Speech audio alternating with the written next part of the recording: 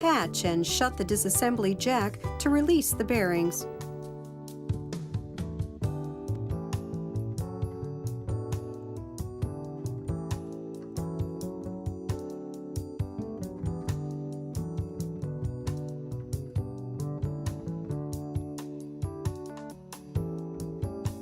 Remove the bearing retainer.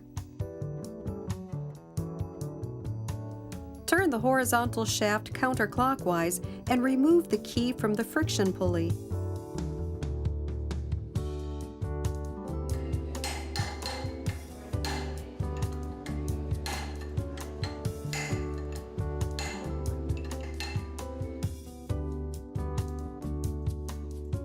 Release collar 1.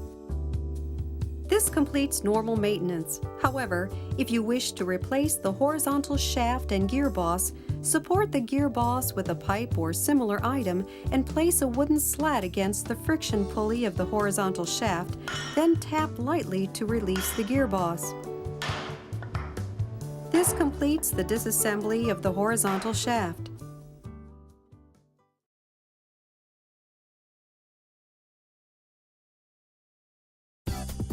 Clean and inspect the parts and replace parts as necessary. This is the procedure for assembling the horizontal shaft. Mount the gear boss on the horizontal shaft. Set the gear boss under the mounting part of the spiral gear like this and set the pipe. Apply lubricant to the engagement part of the horizontal shaft and align with the key, then tap the horizontal shaft from the pump side. As when releasing the horizontal shaft, be sure to use a wooden slat.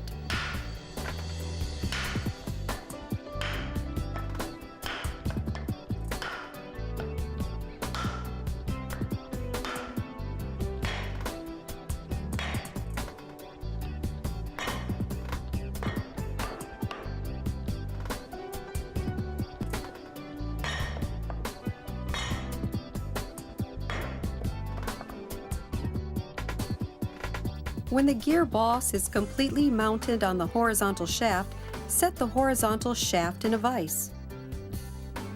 Insert the bearing retainer, then mount the bearings.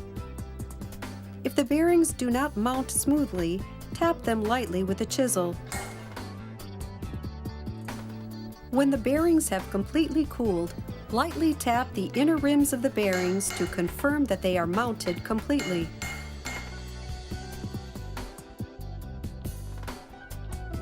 Mount collar 2.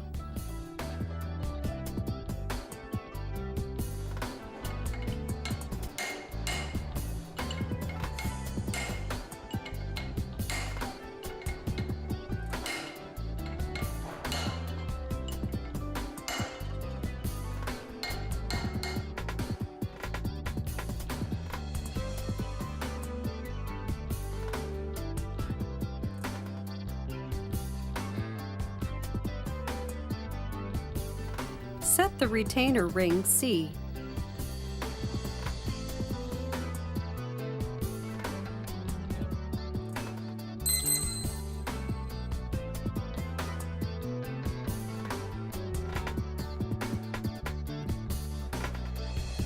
Turn the horizontal shaft counterclockwise and confirm that the bearings are completely mounted.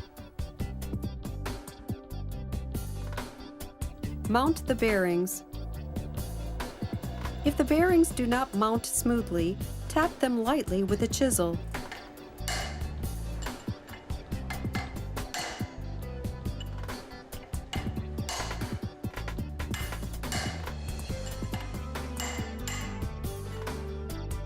When collar 1 is mounted, tap the key with a plastic hammer.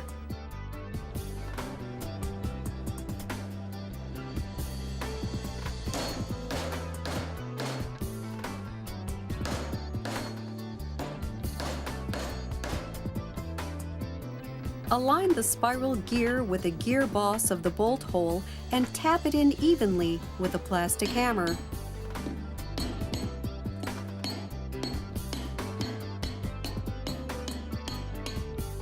Fasten with the spring washers and bolts.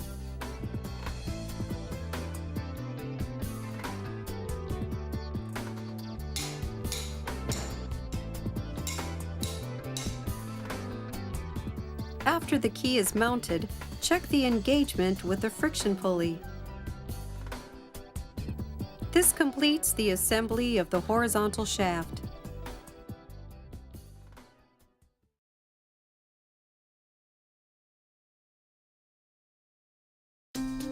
This is the procedure for disassembling the gear pump.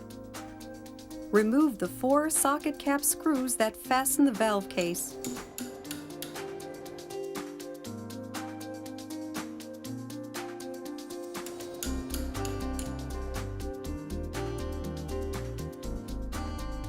Remove the valve case by lightly tapping it with a hammer.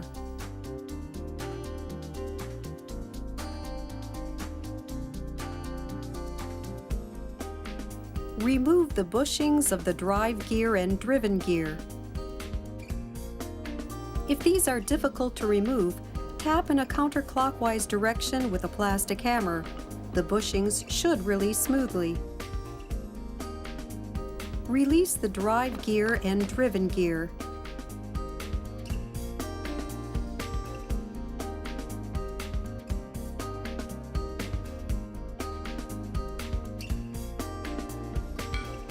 Remove the gear bushing from the pump housing.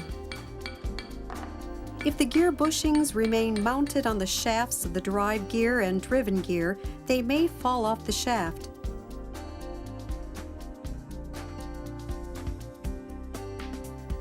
Harden the lip of the oil seal, inspect for damage, and perform replacements as necessary. Remove the retaining ring fastening the oil seal with a pair of ring pliers.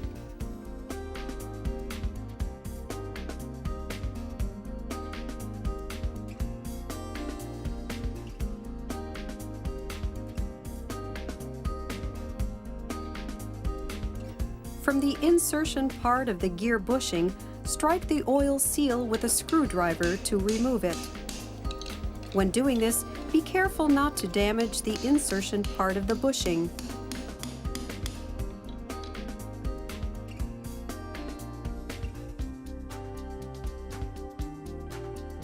Remove the cap nut.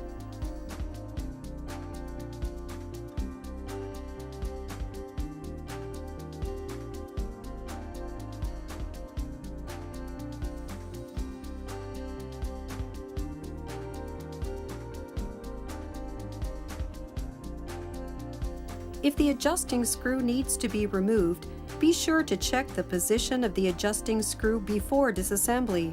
Remove the nut, then the adjusting screw.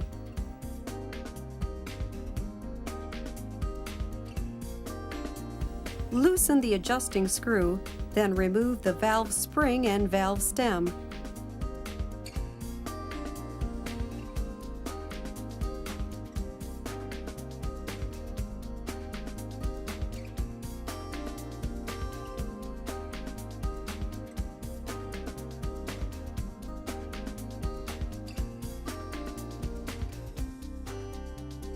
This completes the disassembly of the gear pump.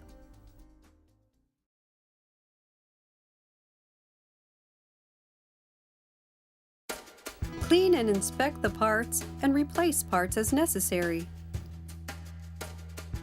This is the procedure for assembly of the gear pump. Mount the valve stem and valve spring.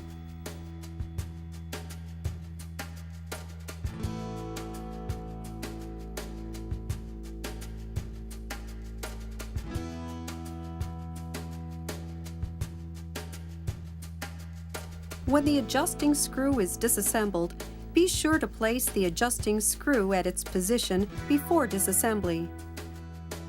Do not tighten the adjusting screw excessively, as this can increase the running pressure.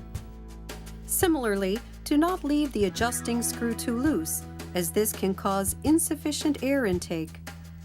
Set the regulation pressure to 0.4 megapascals.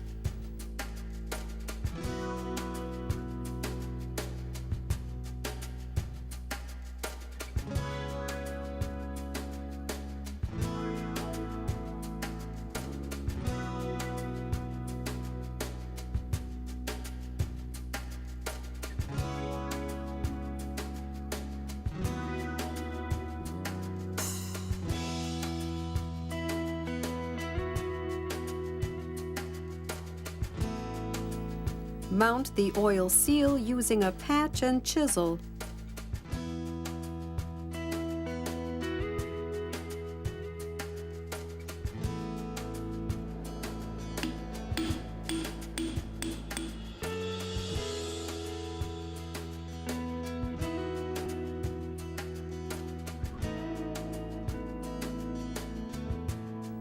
Set the retaining ring.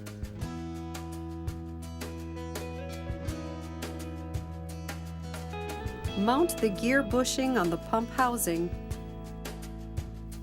Apply lubricant on the insertion part of the gear bushing.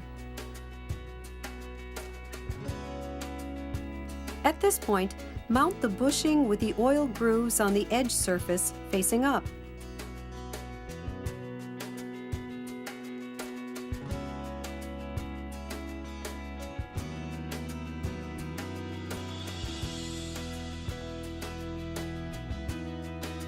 Mount the drive gear and driven gear. When mounting the drive gear, take care not to damage the oil seal.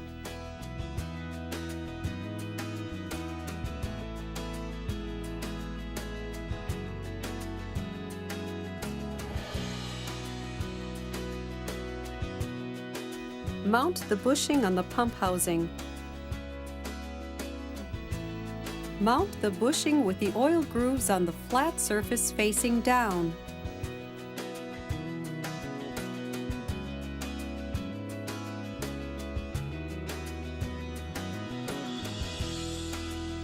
Mount the O-ring on the pump housing and mount the pump housing. Tighten the 4 socket cap screws uniformly.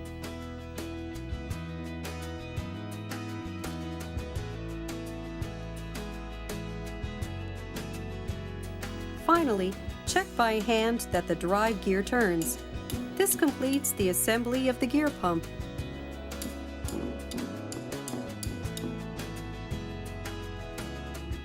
Harden the lips of the oil seals mounted on the small bearing housing and the large bearing housing. Inspect them for damage and replace if necessary.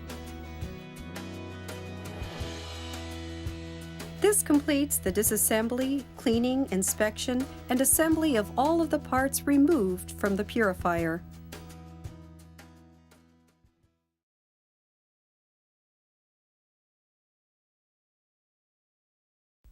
We will now explain the procedure for mounting each part on the self-jector.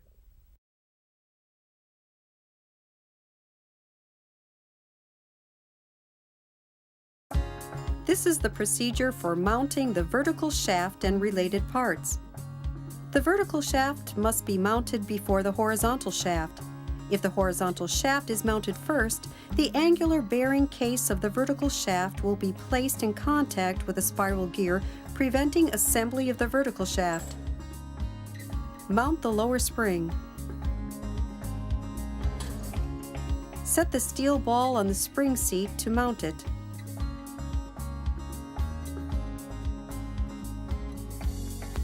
To mount the vertical shaft, align the keys mounted on the lower bearing case of the vertical shaft with a key groove on the lower bearing housing.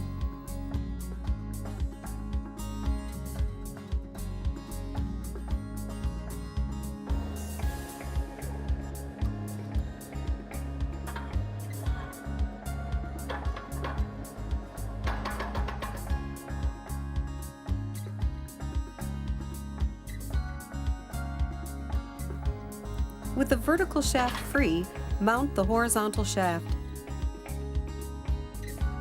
Apply grease to the lip of the oil seal mounted on the small bearing housing, taking care not to damage it, and mount the horizontal shaft.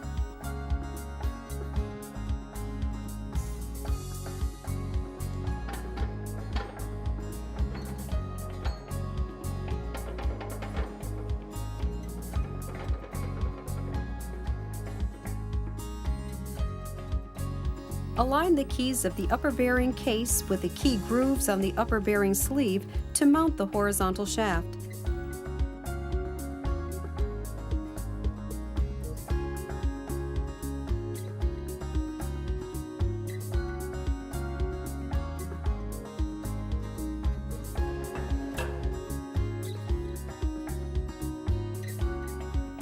Check that the upper bearing housing is firmly mounted.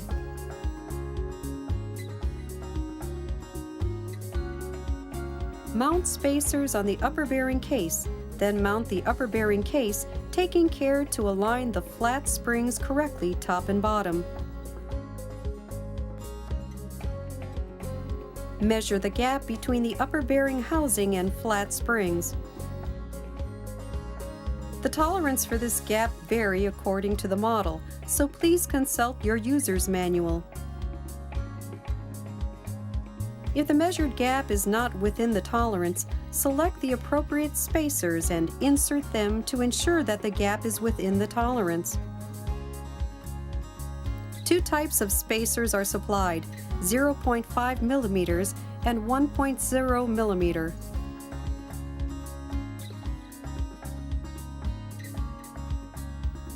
Check that the gap between the upper bearing housing and flat spring is within the tolerance, then temporarily remove the upper bearing housing and set the O-ring.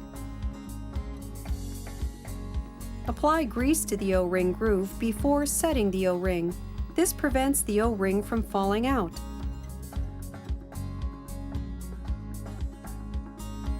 Align the keys mounted on the upper bearing case with the key groove on the upper bearing sleeve. At the same time, align the retaining bolts of the upper bearing housing.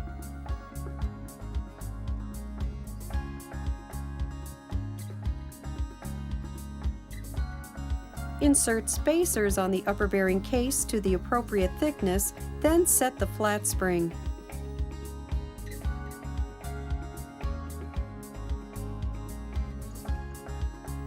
Mount the O-ring on the upper bearing housing, then mount upper bearing cap 2 and the upper bearing cover.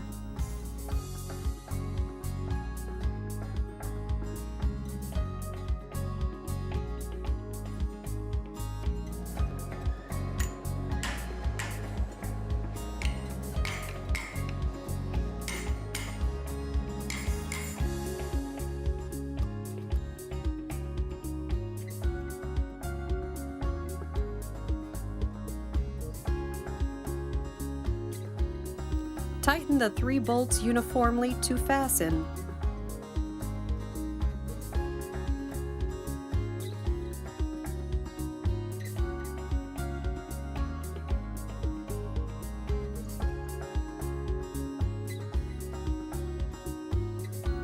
Mount upper bearing cap 1, then mount the mist cover.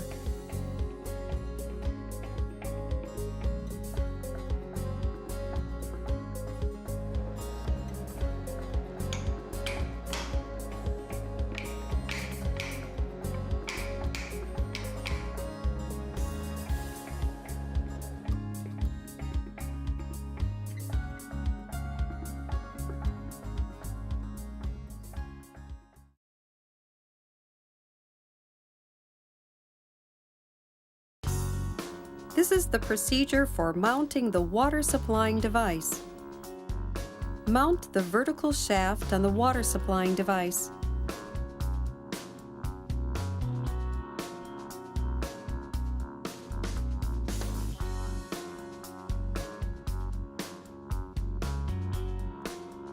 Fasten the 3 socket cap screws, then tighten the cap nuts on the operating water tube completely.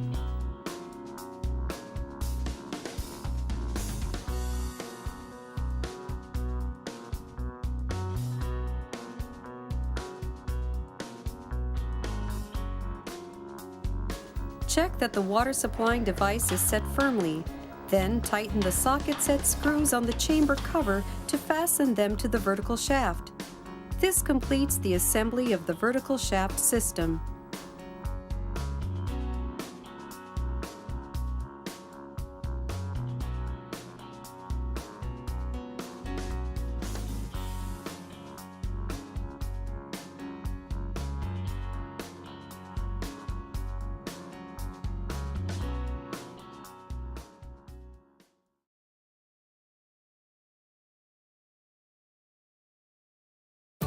This is the procedure for assembling the horizontal shaft. Mount the O-ring on the large bearing housing, then mount it on the horizontal shaft. At this point, apply grease to the oil seal, taking care not to damage the oil seal.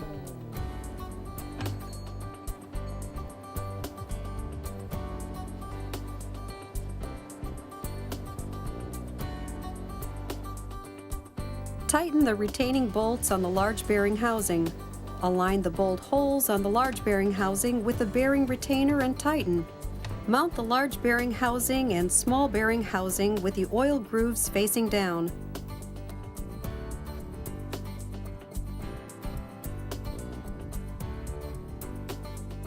Mount the friction pulley.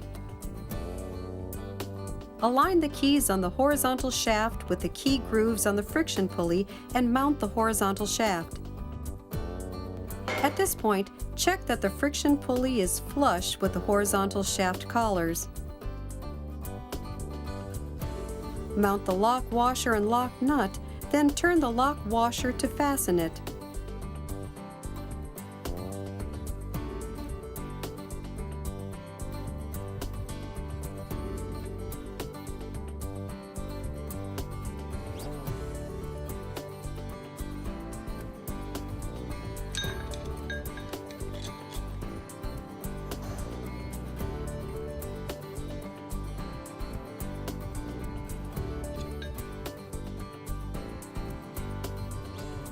Mount the friction blocks on the friction boss using a rubber band like this.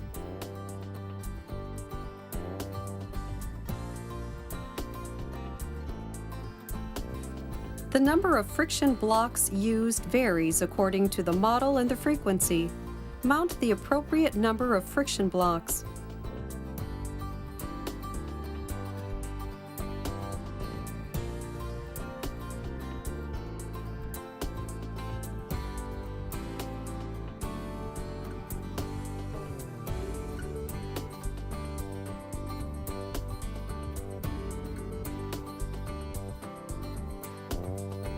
If oil is found on the inner surface of the friction pulley and the outer surface of the friction block, wipe it away and dry it before mounting the motor. Lift the motor using the chain block and mount it on the self-jector, then fasten it with the bolts.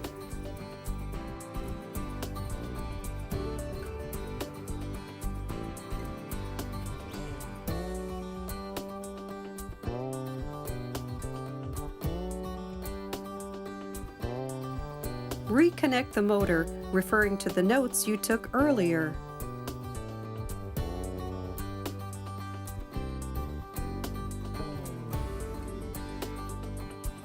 Mount the sheet packing on the drain plug and tighten. Insert the rated amount of lubricant in the gearbox and mount the gear cover.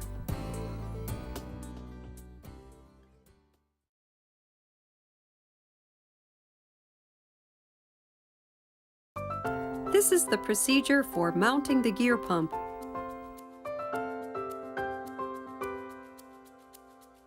Fasten the gear pump, then align the gear pump shaft with the safety joint engagement of the horizontal shaft. Mount the safety joint.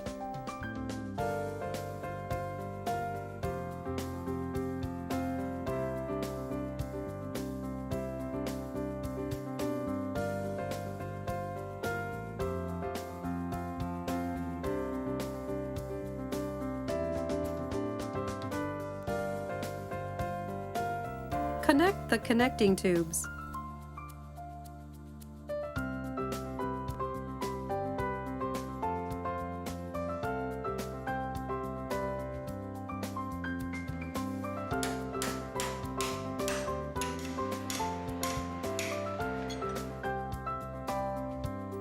After assembly, start the instant starter and check the direction of rotation. This completes the assembly of the entire Mitsubishi Self-Jector G Series.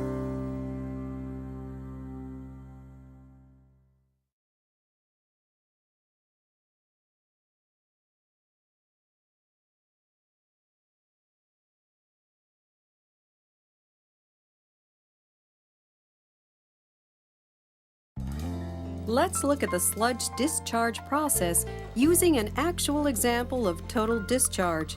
In this example, all of the sludge inside the bowl is discharged from the sludge discharge holes. In automatic operation, at preset sludge discharge intervals, the supply of dirty oil is stopped and the replacement water is supplied to the separation chamber, thus collecting the oil in the bowl.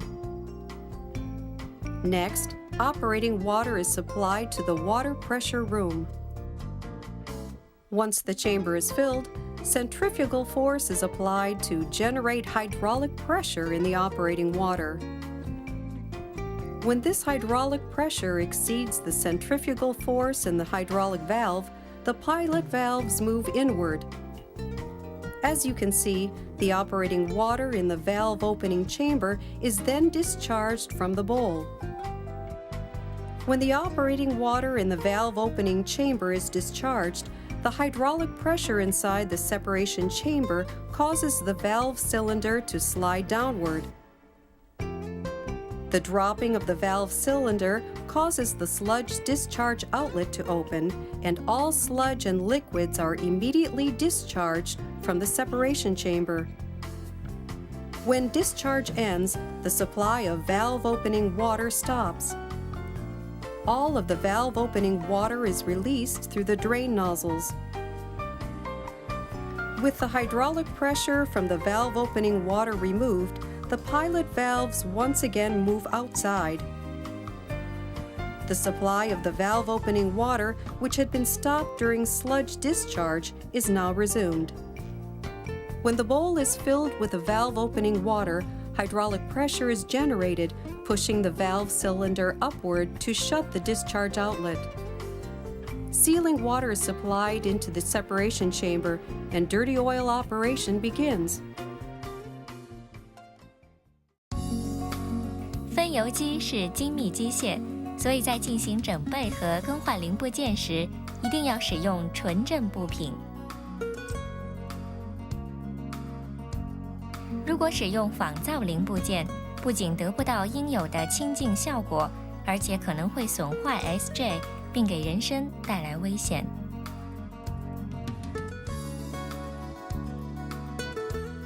在一部分纵轴和横轴的纯正零件上，用激光器刻有30标记、型号及零件编号。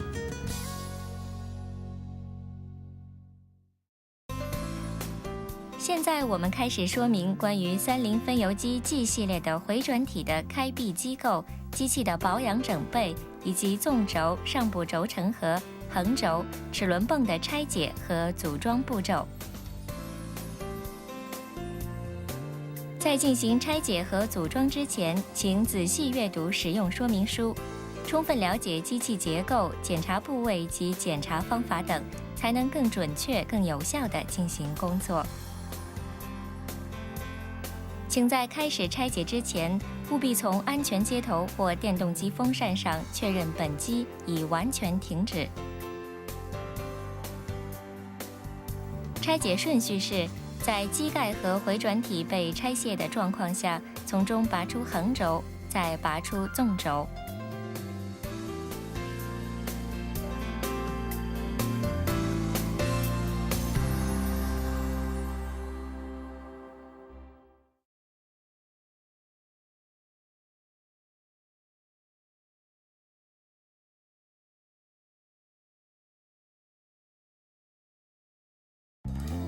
以利用先导阀把回转体的整个容量完全排出的全部排出为例，让我们实际看一看分油机排出油泥的过程。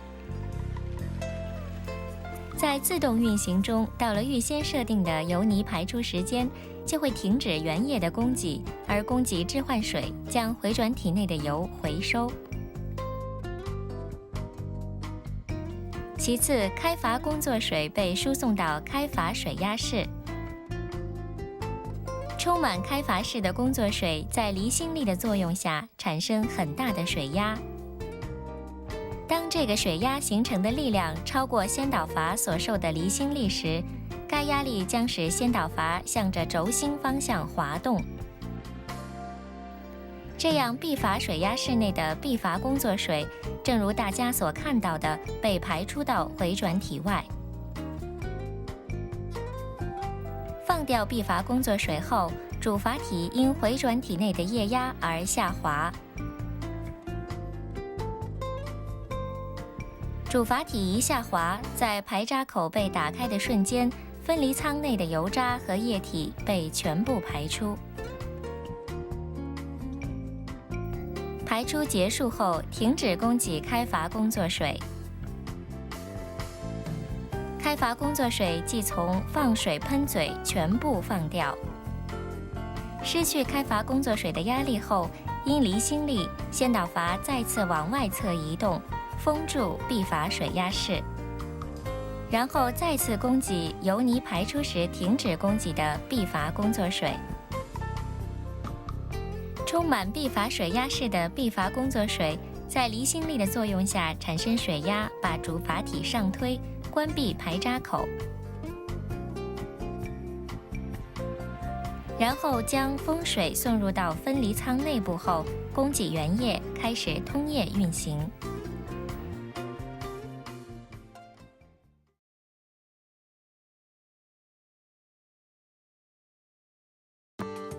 接下来，我们就30分油机 G 系列的心脏部分的回转体的拆解、组装步骤进行说明。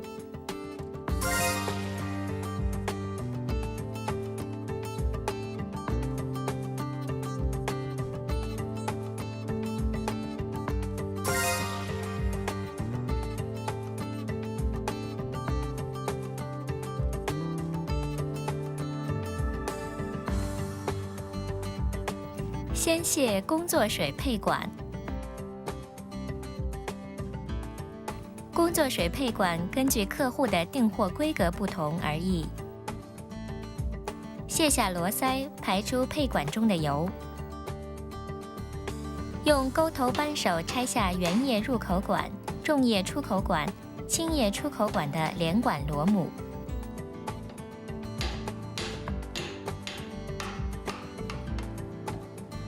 用钩头扳手松动各连接管下部的连管螺母后，把配管横向放置。这时，如果在重液出口管上装有压力传感器的话，请注意电器配线。请注意在原液入口管处装有的流量调整用节流板，请不要丢失。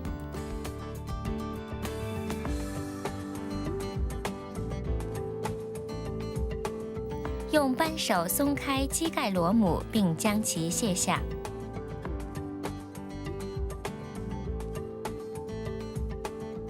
用扳手拆下固定液体入口管的6角螺母，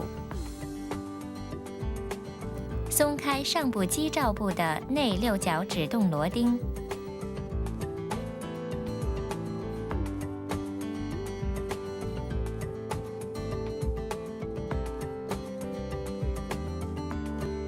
用塑胶锤轻轻敲击液体入口管的上部，使它脱离与锥形部的紧密接触。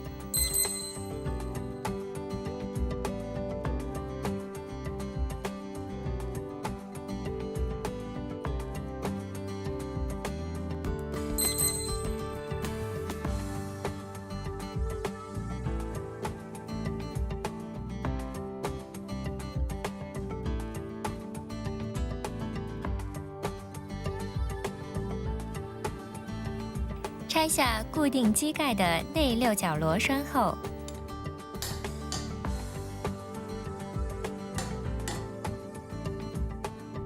在上部机帽的螺纹部内旋入起吊筒，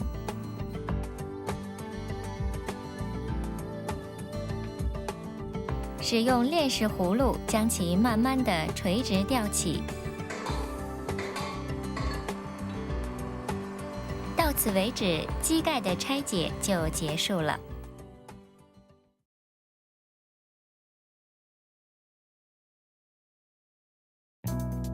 回转体的拆解步骤：用比重环螺母扳手松开比重环螺母，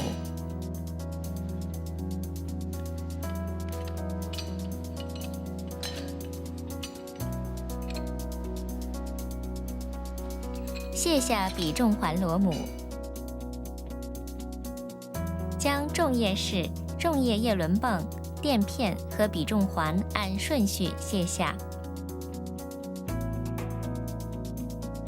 拆解到这个程度，就可以更换比重环。用轻叶式扳手卸下轻叶式。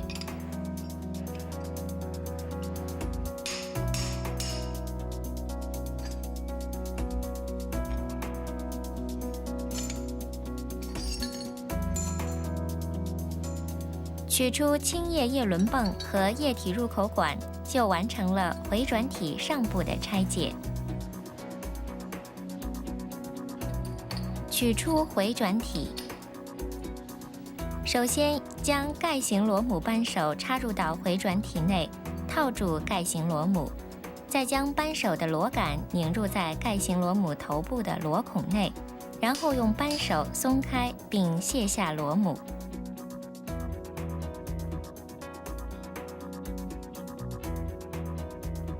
将回转体起吊顶起器旋入导流筒的螺纹部，拧入回转体起吊顶起器，回转体就会从纵轴上脱离，并渐渐上升。将回转体从本体取下后，进行回转体的开放拆解作业，是为了避免高速转动机器的轴承部受到不必要的应力。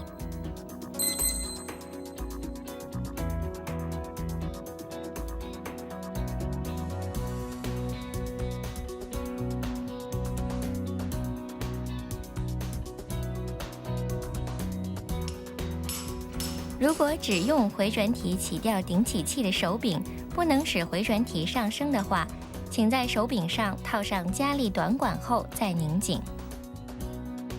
在千斤顶的作用下，回转体会慢慢上升。回转体上升之后，慢慢垂直吊起，将其从本体取下。把从本体取下的回转体放到拆解台上。这时，请务必将拆解台的4处销子对入回转体底部的孔中。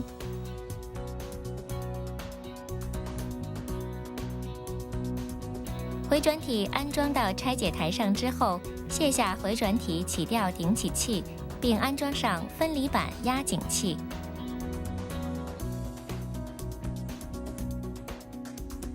在导流筒内旋入分离板压紧器后，并像这样用锤敲击扳手，充分拧紧6角螺母。这个作业是为了消除由于回转体内安装的分离板的弹性引起的反推力，同时也是为了保护回转体螺母的螺纹部，并便于松开回转体螺母，所以请务必进行这个操作。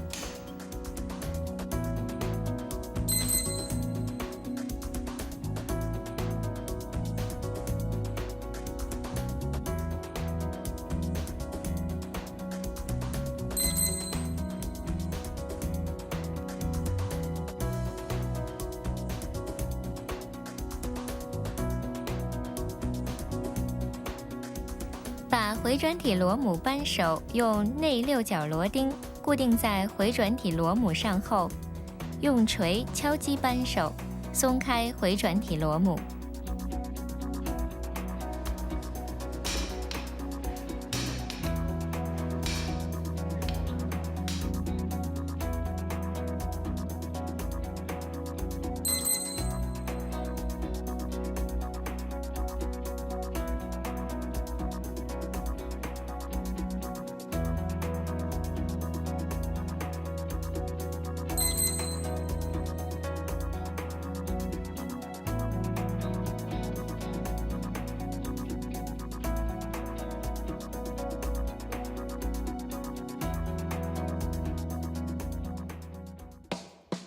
卸下回转体螺母，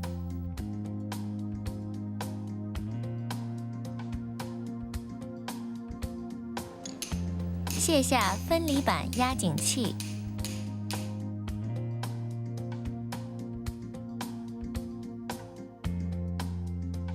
先把挡板置于导流筒上部后，并将顶颈螺栓、手柄、回转体盖拉出器和比重环螺母安装在回转体盖上。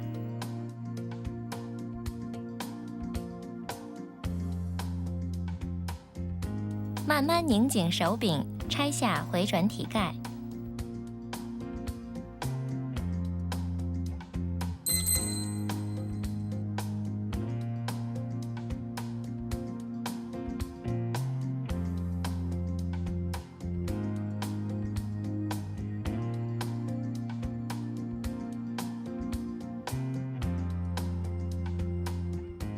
回转体底面安装着主密封圈，请注意不要损伤其密封面。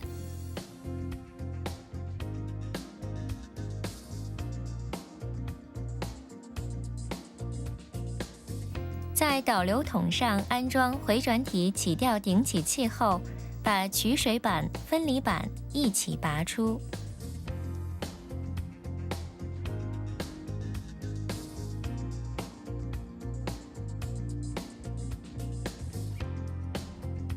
从导流筒拆下回转体起吊顶起器后，卸下取水板和分离板。清扫卸下的分离板时，绝对避免使用金属器具或砂纸。一旦刮伤表面，反而会加快油泥的附着速度。一定要在洗涤油或洗涤剂中充分浸泡，使油泥松软之后，再使用棉纱或竹片等柔软的东西进行清扫。取下主阀体，先在回转体盖拉出器上安装顶颈螺栓和手柄。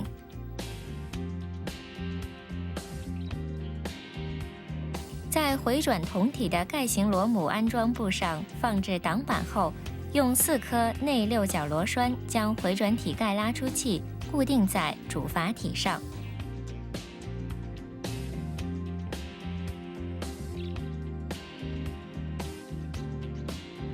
每到转动困难时，松一下顶颈螺栓后，再慢慢的加力，就会很容易的拉出主阀体。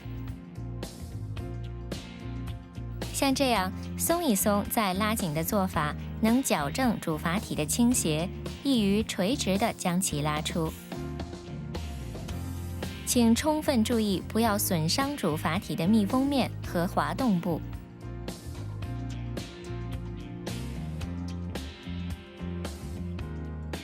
一般的拆解到此为止，但是如果主阀体的开闭出现了问题，需要对先导阀也进行检查和清扫。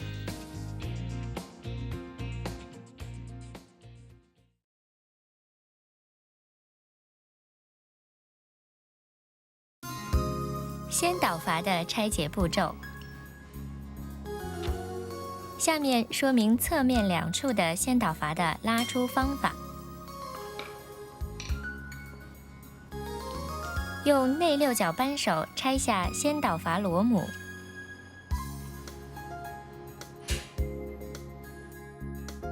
把拆解螺栓旋入先导阀后，慢慢拧紧碟形螺母的话，就能拔出先导阀。请注意不要损伤导阀套内安装的尼龙制的阀封垫和先导阀的密封面。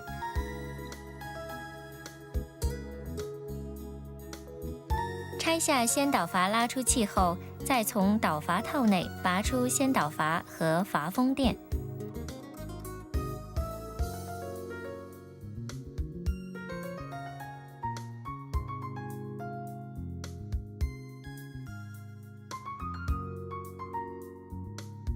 请对每一个 O 型密封圈的硬化程度和损伤状况等进行检查清扫，根据需要换上新品。拆下导阀套内安装的 O 型密封圈时，请特别注意不要损伤其内表面。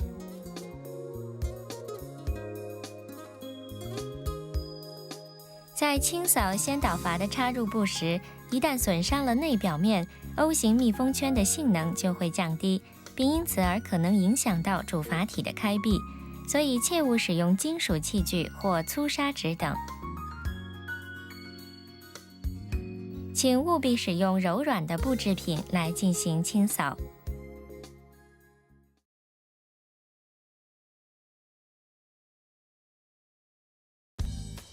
主密封圈的更换步骤：先加热主密封圈拆卸器的前端，像这样熔断主密封圈后，再将其卸下。这时请注意不要损伤主密封圈槽。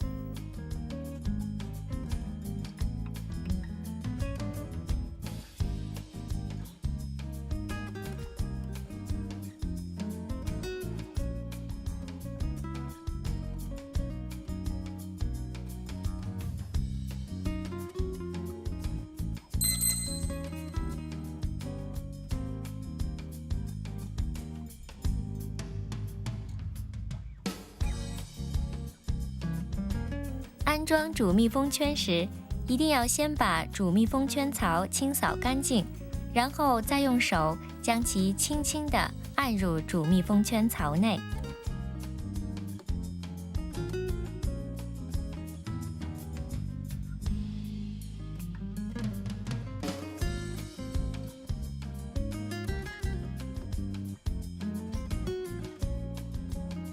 最后像这样用木板垫上，将主密封圈充分地敲入装紧。这时，如果用塑胶锤直接敲击主密封圈的话，会损伤主密封圈，有可能会造成密封不良。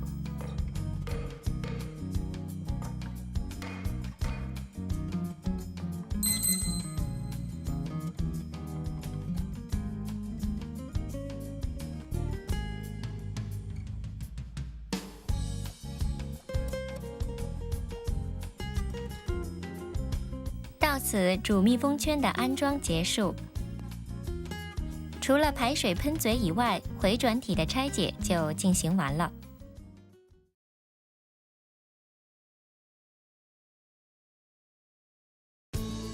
清扫并检查拆下来的各个零件，同时根据需要更换主密封圈和 O 型密封圈等。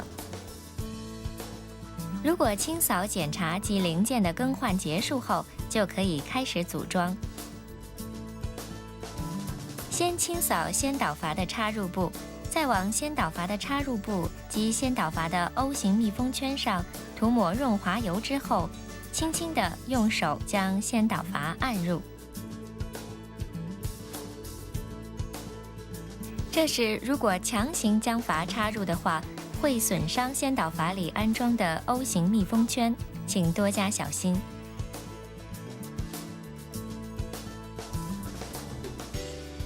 确实拧紧先导阀螺母。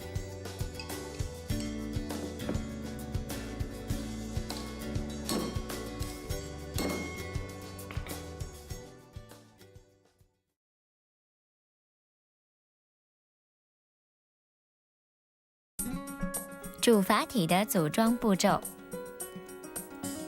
在 O 型密封圈上涂抹润滑油后，安装在主阀体上，注意不要出现扭曲。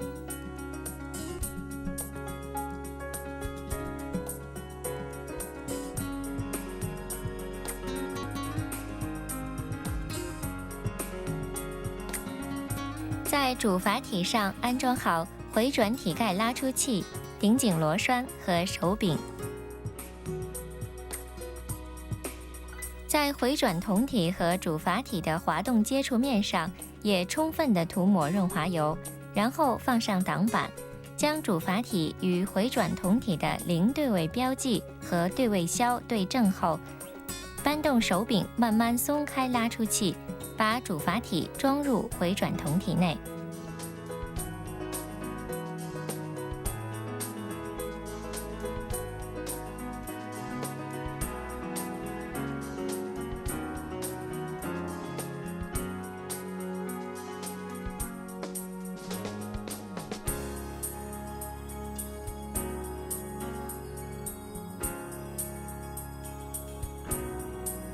卸下回转体盖拉出器和挡板，最后用手转动主阀体，以确认主阀体已完全装入。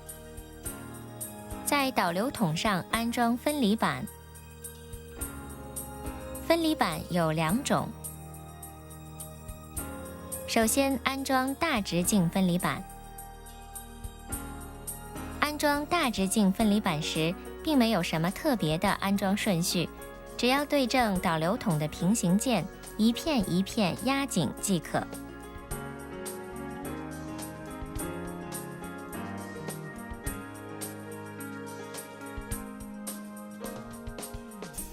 装完大直径分离板后，再装入小直径分离板。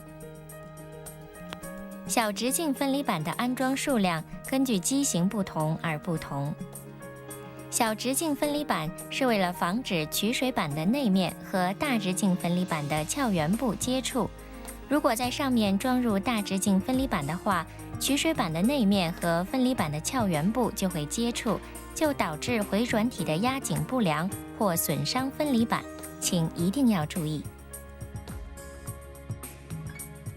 分离板有因适应现象而出现游离的倾向，这种情况下要追加分离板。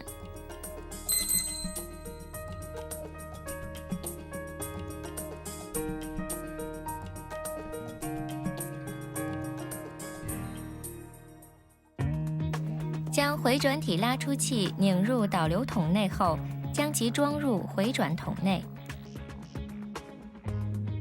这时，把导流筒的定位销与回转筒体的定位孔对正。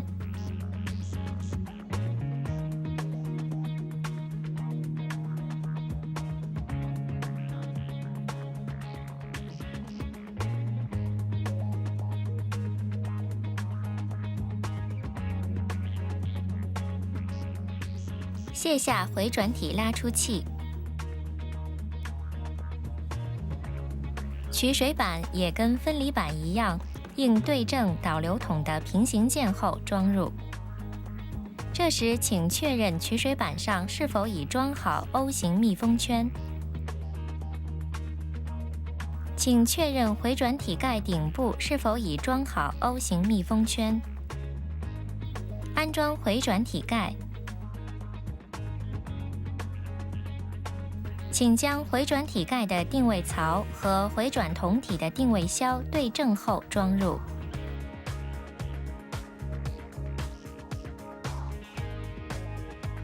各定位销的上方刻着0对位标记。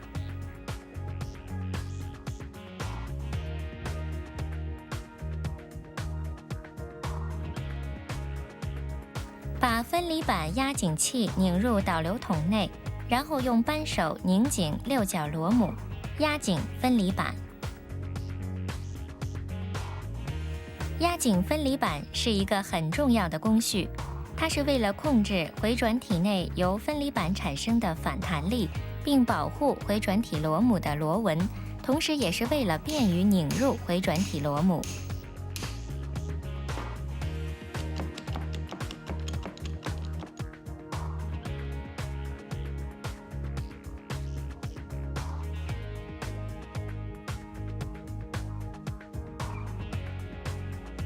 组装回转体螺母。在回转体螺母的螺纹部和回转筒体的螺纹部涂抹二硫化钼润滑剂，然后用回转体螺母扳手将其装入回转筒体内。这时请确认回转体螺母和回转筒体上刻着的0对位标记位置。拧入回转体螺母，使其对位标记与回转筒体的对位标记间的距离进入10到15毫米以内。有时只用手加力也能使对位标记间的距离进入10到15毫米以内的位置。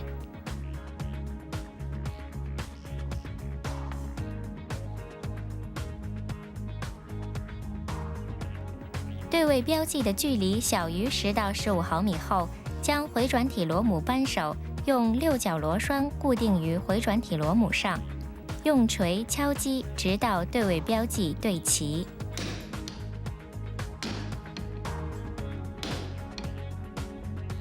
一直拧到使零对位标记位置对齐为止。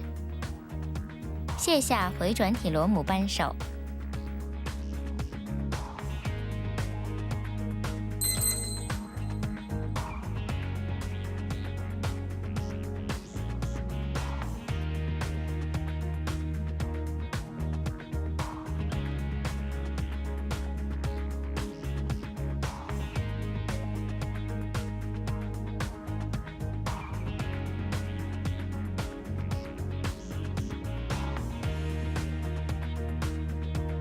到此，回转体的组装就完成了。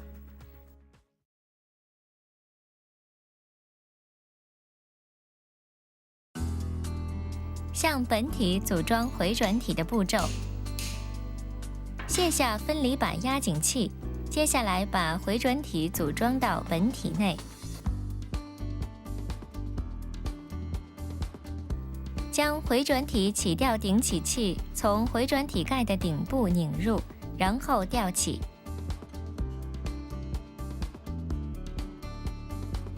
在回转体吊起的状态下，检查在底部安装的2处排水喷嘴。排水喷嘴的直径，小型机及中型机为 0.9 毫米，大型机为 1.1 毫米。拆下排水喷嘴，确认是否有堵塞。如果有堵塞的话，用压缩空气吹干净。清扫后再装回回转体内。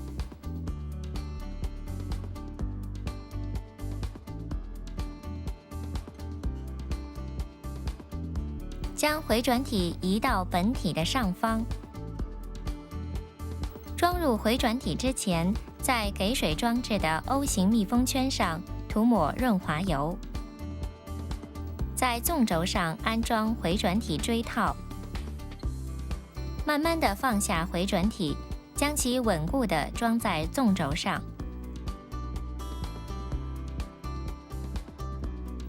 卸下回转体起吊顶起器。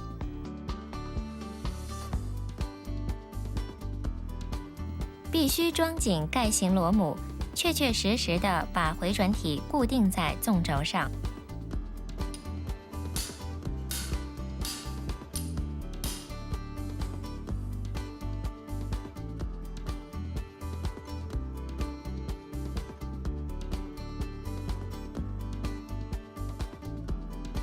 固定好回转体后，确认回转盖顶部、液体入口管和清液叶轮泵上已安装好 O 型密封圈后，将其一同装入。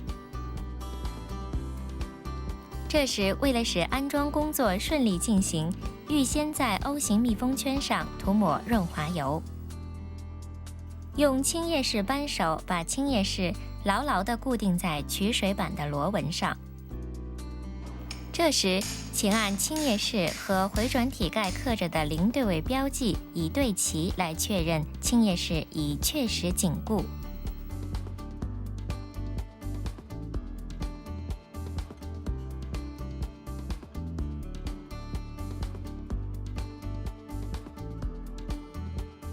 顺次装入比重环、密封垫、重液叶轮泵。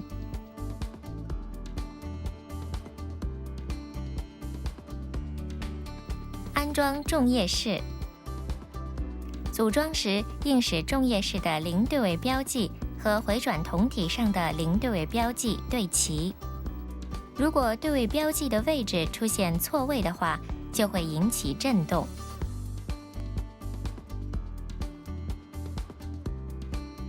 在安装比重环时，一定要在比重环螺母和回转体的螺纹部上涂抹二硫化钼润滑剂。用锤敲击比重环螺母扳手，直到完全拧紧。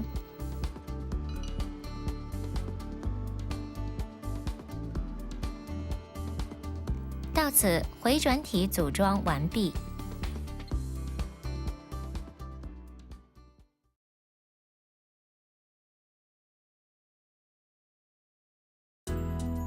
安装机盖的步骤。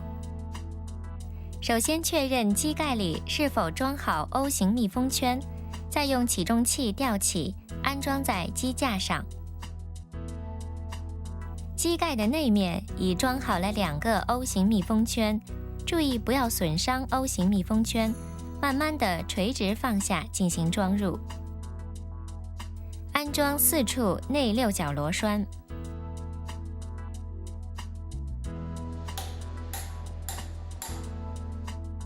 在液体入口管的槽内，先用内6角指动螺栓将其临时固定起来。